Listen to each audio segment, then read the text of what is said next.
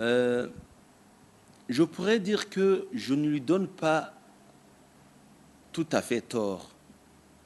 Monsieur Luc Michel, il est belge, il connaît la Belgique, il est blanc, il connaît le monde occidental, il connaît les États-Unis et il sait très bien que nous avons un contentieux,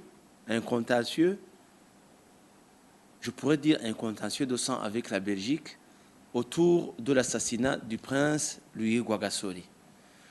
Il sait très bien qu'il y a une épine dans les relations entre les États-Unis et le Burundi autour de l'assassinat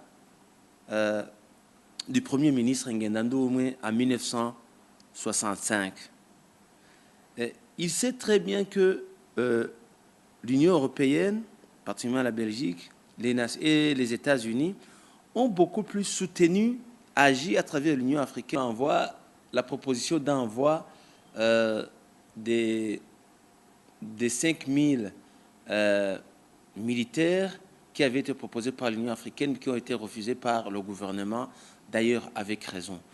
Donc, étant au courant de certaines positions, comme la position de Louis Michel, le, le, le, le parlementaire européen, connaissant aussi bien les positions de Samantha Power, il a dit que ça peut être un piège du gouvernement de participer dans ce dialogue à l'extérieur.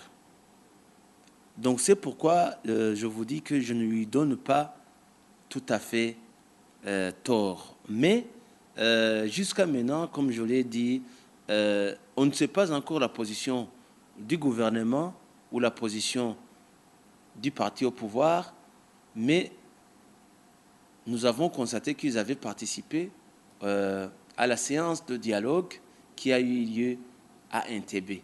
Est-ce que maintenant vont-ils participer dans la prochaine séance qui était prévue du 2 au 6 et qui vient d'être reportée? On ne sait pas encore. Et je saisis cette occasion pour vous informer que nous sommes en train d'échanger avec nos collègues du parti de l'opposition pacifique pour voir si nous pouvons si nous pouvons aussi demander une audience auprès de la médiation, auprès de l'ancien président Mkapa, pour lui expliquer notre position.